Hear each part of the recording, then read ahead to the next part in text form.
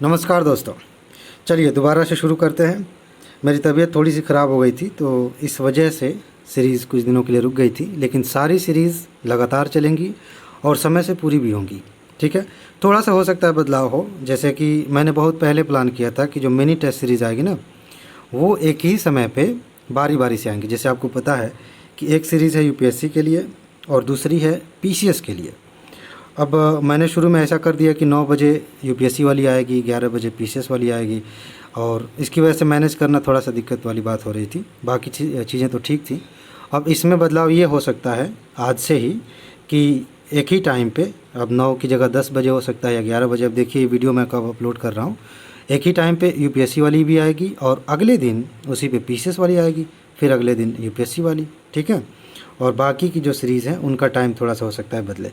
और जो मैंने पहले वीडियो बनाया है जिसमें बताया कि कौन सी सीरीज़ कब आएगी, उसको मैं प्राइवेट कर दूंगा, क्योंकि जब अगर ये चेंज कर दिया गया तो उसका कोई मतलब तो है नहीं। खैर, तो ये सारी चीज़ें हो गई, थोड़ा सा एक तरह से परिचय वाली बात हो गई। अब हम शुरू करते हैं टेस्ट नंबर 2। अब ध्यान से समझिए कि इसमें हमें क्वेश्चन को कैसे समझना होता है, किस किस चीज़ को हमें ध्यान में रखना है क्वेश्चन को पढ़ने के बाद। क्योंकि मैंने पहले ही बताया आपको कि इस सीरीज़ को आप इस रूप में लेके चलिए कि आपका रिवीजन भी होता रहे, आपको ये भी पता चले कि कौन सी चीज़ आपको नहीं आती है और इसे देखने के बाद आप उसे दोबारा से पढ़ सकें। इसके अलावा भी बहुत सारी चीज़ें हैं। ठीक है, क्वेश्चन देखिए। क्वेश्चन सीधा सीधा यह है कि चालुक्यों के शासनकाल के विषय में निम्न कथनों पर विचार कीजिए।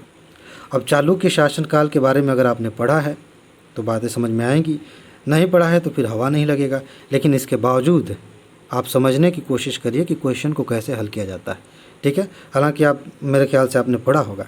पहला कथन है, 6वीं से 8वीं शताब्दी ईस्वी में बादामी चालुक्यों की राजधानी थी। दूसरा कथन, चालुक्यों के शासनकाल में प्रायः महिलाओं को उच्च पदों पर नियुक्त किया जाता था। अब एक अलग से थोड़ा सा हट के इस पर बात करते हैं। सामान्य तौर पे यूपीएससी के बारे में लोग कहते हैं कि यूपीएससी में फैक्चुअल क्वेश्चंस नहीं पूछे जाते हैं। अगर मैं आपसे कहूं कि ये दोनों कथन फैक्चुअल हैं तो आप क्या कहेंगे? आपको पता होना चाहिए कि 6वीं शताब्दी में इनकी राजधानी ये थी या नहीं थी, एक फैक्ट है। ठीक है, दूसरी बात, महिलाओं को उच्च पदों पर नियुक्त किया जाता था या नहीं किया जाता था, ये भी एक फैक्ट है। ठीक, अगर आपको आता है तो ठीक है, अदरवाइज़ मैं बता दूं कि इसके दोनों कथन, ये दोनों कथन सही हैं। ठीक है, चलिए आगे बढ़ते हैं। मेरे ख्याल से बीच बीच में आपको बाहर से आवाज़ें आएंगी तो आप उसे इग्नोर कर सकते हैं। ओके, इसका कथन सी सही है। आप इसका एक्सप्लेनेशन यहाँ देख सकते हैं। चालुक्यों की राजधानी वातापी थी, उस समय का नाम वातापी, बाद में बादामी कर दिया गया, और इसका संस्थापक पुलकेशिन प्रथम को माना जाता था। इस काल में महिलाओं को उच्च पद पर नियुक्त किया जाता था। चलिए दूसरा कथन देखिए, इंटरेस्टिंग है। अगर आपने पढ़ा है अलाउद्दीन खिलजी के बारे में तो बहुत आसानी से इसका उत्तर दे लेंगे। कथन है कि अलाउद्दीन की दक्षिण विजय के संदर्भ में निम्नलिखित कथनों पर विचार कीजिए। अलाउद्दीन ने, आपको पता है कि उत्तर में शासन किया, दिल्ली सल्तनत की बात है, लेकिन दक्षिण में भी उसने कई युद्ध किए और जीते भी। जरा देखिएगा, पहला कथन यह है कि दक्षिण की जनता ने मुस्लिम आधिपत्य का विरोध नहीं किया। मतलब जब इसने दक्षिण की ओर जीतना शुरू किया राज्यों को, तो वहाँ की जनता ने इनका विरोध नहीं किया। दूसरा कथन, दक्षिण की जनता अपने हिंदू शासकों के शासन से असंतुष्ट थी। अब आपको ये कहानी पता होनी चाहिए। ठीक है, आप इसको कह सकते हैं, एक तरह से कह सकते हैं कि ये कंसेप्चुअल क्वेश्चन है। एक तरह की समझ चाहिए कि हाँ क्या वाकई ऐसा था। इसका उत्तर देखते हैं। इसका भी उत्तर वही है, आपके सामने विकल्प हैं, कथन 1, कथन 2, या फिर दोनों, या दोनों में से कोई नहीं। इसका जो सही उत्तर है वो है सी, दोनों कथन सही हैं। ठीक है, देख लेते हैं। यहाँ देखिए उत्तर सी लिखा हुआ है। वहाँ की साउथ की जनता ने, दक्षिण की जनता ने, यहाँ पे दक्षिण होना चाहिए था, अलाउद्दीन का विरोध नहीं किया। इसका अर्थ था कि वो अपने शासक से संतुष्ट नहीं थी। सामान्य तौर पर ऐसा अक्सर आप देखेंगे इतिहास में कि अगर किसी शासक ने किसी राज्य पर आक्रमण किया और जनता अपने राजा से प्यार करती है, उनको सम्मान देती है, तो जनता विरोध करेगी। अगर जनता उदासीन है, शासक क्रूर है, तो उन्हें कोई फ़र्क नहीं पड़ता, कोई भी शासक आए जाए कोई दिक्कत नहीं है। लेकिन अगर वाकई जनता मतलब अपने शासक से प्रेम करती है, लगाव रखती है, तो विरोध करेगी। यहाँ ऐसा कुछ नहीं हुआ। ठीक है, दक्षिण के राज्यों का राजनीतिक तथा सामाजिक ढांचा कुछ हद तक इसकी पुष्टि भी करता है। वास्तव में जनता के उदासीन व्यवहार का कारण दक्षिण के राजाओं की आपसी कलह और युद्ध, ये सब चीज़ें थीं। ठीक है, चलिए आगे बढ़ते हैं, अगला क्वेश्चन देखते हैं। आज के सारे क्वेश्चंस आप देखिए हिस्ट्री के हैं, और ये एक नई चीज़ है। पिछले साल जो है, मतलब पिछले बैच के लिए जब हम पढ़ रहे थे, तो मैं एक ही टेस्ट में कई विषयों को शामिल कर रहा था। अभी क्या है कि एक टेस्ट में किसी एक ही विषय को लिया जाएगा। इससे ना आपकी समझ का आप आकलन कर सकते हैं कि उस विषय के, कभी अचानक से कभी आप देखेंगे हिस्ट्री का एग्जाम्पल लें, कभी एंशिएंट का क्वेश्चन मिल जाएगा, कभी मेडिवल का मिल जाएगा, कभी मॉडर्न का मिल जाएगा। तो आप ओवरऑल देख सकते हैं कि हिस्ट्री में आपकी किस हिस्से पे कितनी पकड़ है। ठीक है, अब देखिए मेडिवल एरा से एक और क्वेश्चन आ गया, सूफी संतों से। इसके बारे में पढ़ते हैं ज़रा, इंटरेस्टिंग है और फैक्चुअल कंसेप्चुअल मिक्स है ये। पहला कथन है, यहाँ ऊपर क्या लिखा है, सूफी सिलसिलों के संदर्भ में निम्नलिखित कथनों पर विचार कीजिए। अब देखिए जो संप्रदाय होते हैं अलग अलग, जैसे सामान्य तौर पर जो धर्म है उनके अलग अलग हिस्से बनते हैं, तो उनको आप संप्रदाय कह सकते हैं कि हिंदू धर्म में बहुत सारे संप्रदाय बने ऐसे करके। सूफी जो फ़कीर हुए उनके जो संप्रदाय बने उनको सिलसिला कहा जाता है। ठीक है, ये चीज़ आपको क्लियर होना चाहिए। अब ये सिलसिले कई तरह के होते थे, उसी के बारे में क्वेश्चन है। पहला कथन ये है कि वे सूफी सिलसिले जो इस्लामी कानून का पालन करते थे उन्हें बाशरा कहा जाता था। ठीक है, और दूसरा कथन, ऐसे सूफी सिलसिले जो स्वयं को इस्लामी कानूनों से मुक्त समझते थे, ठीक है, उन्हें बेशरा कहा जाता था। अब सूफ़ी आप वैसे भी देखिए, यूपीएससी ने मेंस में कई बार क्वेश्चंस पूछे हैं। आपको सामान्य तौर पे पता होना चाहिए कि जो सूफ़ी संत थे उनकी क्या मान्यताएं थी, वो किस तरह के आचरण करते थे। प्री में कई बार क्वेश्चन आए हैं, यूपीएससी नहीं पूछे हैं। ठीक है, और उसी में उनकी जो विशेषताएँ हैं उन पर भी ध्यान देना होता है। मेंस के लिए भी काम आता है, यहाँ भी काम आता है। इनके अपने मत थे जिसमें कुछ मानते थे कि इस्लामी कानून के अनुसार हम नहीं चलेंगे, हम नई सोच वाले हैं, हम ईश्वर को और अपनी भक्ति को, अपने प्रेम को अलग तरीके से देखते हैं। तो ये था, कुछ लोग मानते थे, कुछ लोग नहीं मानते थे, और उसी आधार पे कुछ सिलसिले बने, जैसे बाशरा, बेशरा। अब बताइए कि इनमें कौन सा सही है और कौन सा गलत है, क्या दोनों सही हैं या दोनों गलत हैं? इसका भी उत्तर वही है, आपको पता होगा तो पता है कि कथन ए और कथन बी, कथन 1 और 2 दोनों सही हैं। यहाँ पे आप देख लीजिए उत्तर सी है, और बाकी चीज़ें यहाँ पे जो मैंने बताई आपको यहाँ लिखी हुई हैं। चलिए चौथा क्वेश्चन, मुग़ल काल से। मुग़ल प्रशासन के संदर्भ में निम्नलिखित युग्मों पर विचार कीजिए। मैंने जब भी आपको मेडिवल हिस्ट्री पढ़ाया है, एंशिएंट हिस्ट्री पढ़ाया है, आपको बार बार एक बात कही है कि इस शासनकाल को पढ़ते समय, इस टाइम पीरियड को पढ़ते समय आप देखिए कि उस समय कौन कौन से शब्द किस अधिकारी के लिए, किस व्यक्ति के लिए इस्तेमाल किए जाते थे। यूपीएससी में भी ऐसे क्वेश्चंस बार बार आ रहे हैं, पीसीएस में भी बार बार आ रहे हैं। ठीक है, अब देख लीजिए यहाँ क्वेश्चन आ गया, मीर बख्शी किस लिए होता था, सद्र उस सुदूर किस लिए होता था, और मुहतसिब किसके लिए होता था। इनके सामने मिलान करने के लिए दिया है, क्या ये मिलान सही है गलत है? अगर आपको पता है, आपने रटा है, आपने समझा, यहाँ हालांकि यहाँ समझने वाली कोई बात है नहीं, ट्रिक लगा के आप अगर आपने याद कर लिया है, ऐसे ढेर सारे नाम है, 10-15 नाम है, याद कर लीजिएगा। और जो नोट आपको मिल रही है उसमें इस बार मैं बहुत खूबसूरत आपको लिस्ट बना के दूंगा, सिर्फ उतना ही अगर आप पढ़ लें तो उससे बाहर ज़्यादा पढ़ने की ज़रूरत नहीं पड़ेगी। ठीक है, कई लोग पूछ रहे हैं नोट के बारे में बार बार, डिस्क्रिप्शन में जाएंगे या फिर कमेंट बॉक्स में ही जाएंगे तो ऊपर जो पिन किया हुआ कमेंट है ना, वहाँ मैंने एक लिंक दिया वीडियो का, वहाँ आपको पता चल जाएगा PDF के बारे में। खैर वापस आते हैं, तो मीर बख्शी की बात करें, इसके सामने लिखा है सैन्य विभाग का सर्वोच्च अधिकारी होता था, और सद्र उस सुदूर ये कौन था, धार्मिक मामलों में बादशाह का सलाहकार था। अच्छा, और मुहतसिब सार्वजनिक आचार नियंत्रक था, देखता था कि लोग जो है अपने सही से आचरण कर रहे हैं कि नहीं राज्य में। क्या ये तीनों सही हैं, मिलान ठीक है, या इनमें से कोई गलत है? सोच लिया। इसका जो उत्तर होगा वो होगा डी, यानी कि तीनों मिलान सही हैं। अगर आपने नहीं याद किया था तो यहाँ से भी याद कर लीजिए, और अपनी नोट से, अपनी किताब से भी इसे रट लीजिए। कुछ चीज़ें ऐसी हैं जिनको आप जितनी जल्दी तैयार कर लें उतने फ़ायदे में रहेंगे। एग्ज़ाम के दिन के लिए इंतज़ार मत करिए कि एक हफ्ता बचा रहेगा तो करेंगे। देखिए यहाँ पर मिलान है, आप यहाँ से देख सकते हैं उत्तर है। चलिए 5वें प्रश्न की ओर चलते हैं। मॉडर्न हिस्ट्री का क्वेश्चन है, सहायक संधि से प्रश्न पूछा गया है, ध्यान से देखिए इसे। हाँ, पहला कथन है, इस संधि के अनुसार भारतीय राजाओं के विदेशी संबंध कंपनी के अधीन होंगे।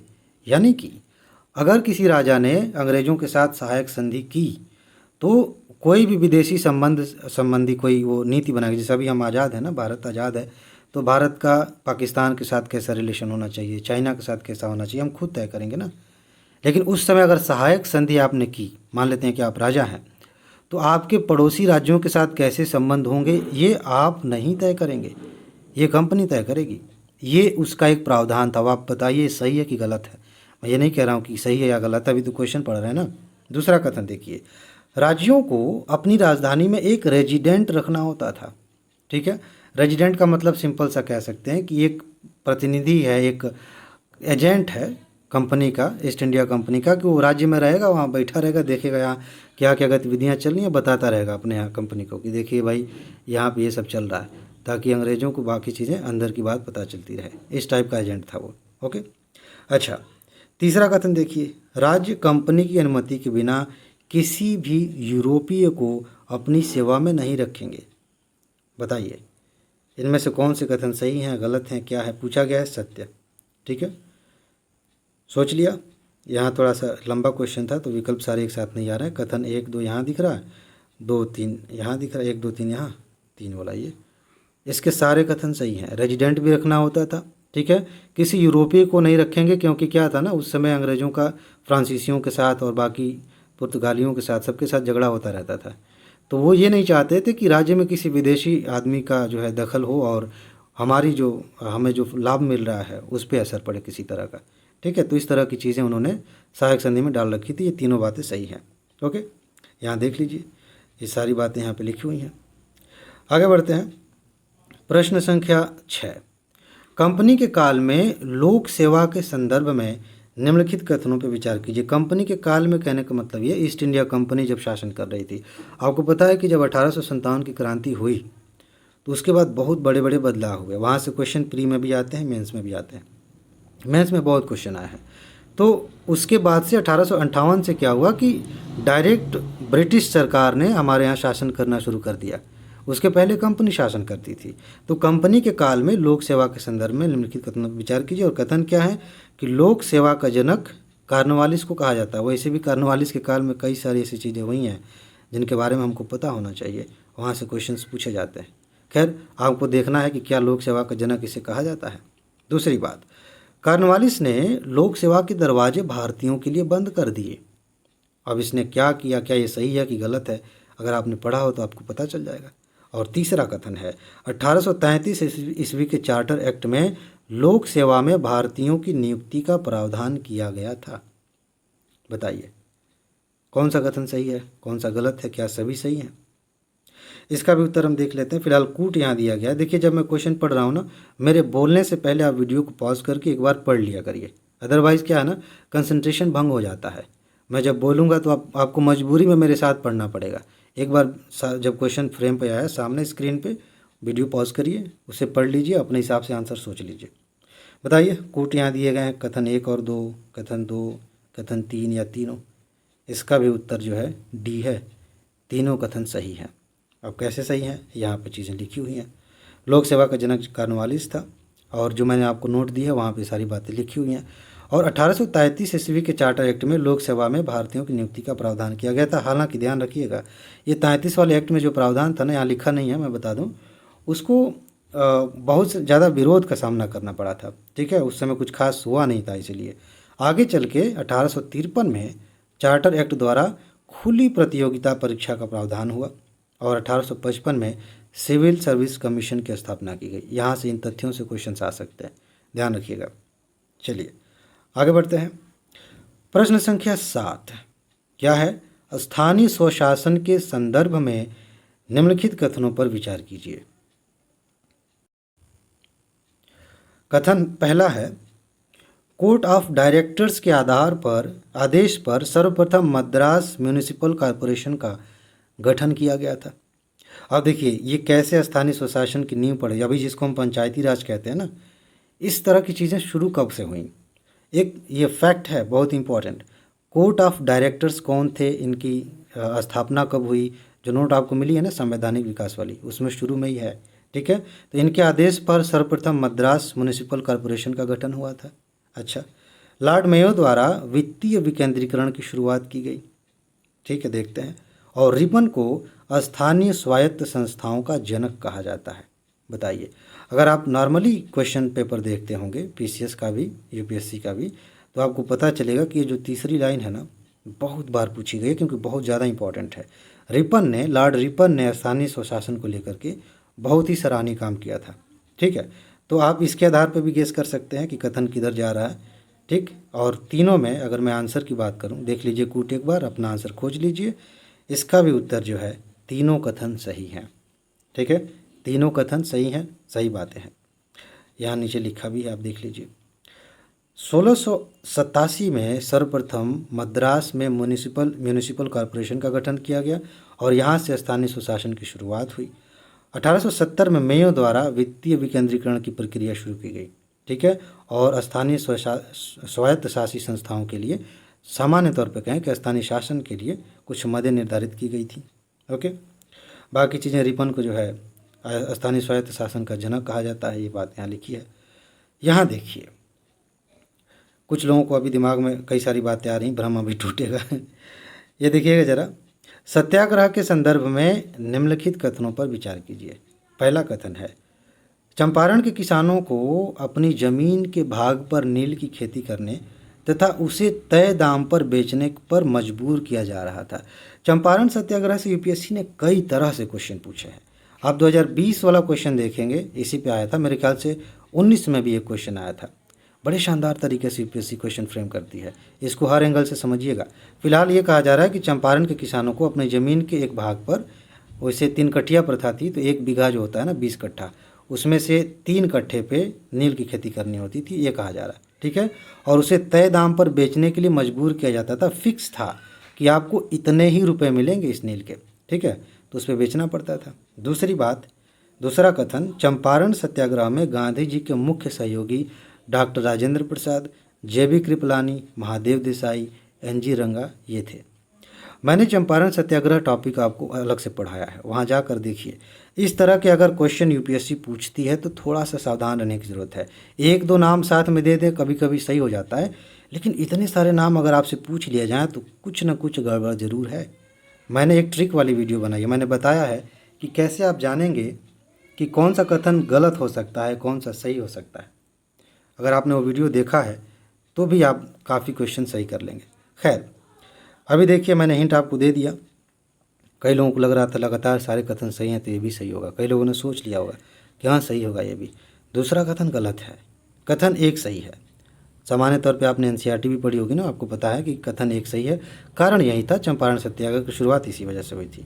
बाकी शुक्ला जी जो गए थे, राजकुमार शुक्ला, उनके बारे में पीसीएस वगैरह में पूछा जाता है। खैर, ये उत्तर देख लीजिए, कथन दूसरा सही नहीं है, क्योंकि एनजी रंगा ने महात्मा गांधी के चंपारण सत्याग्रह का विरोध किया था, न कि समर्थन किया था।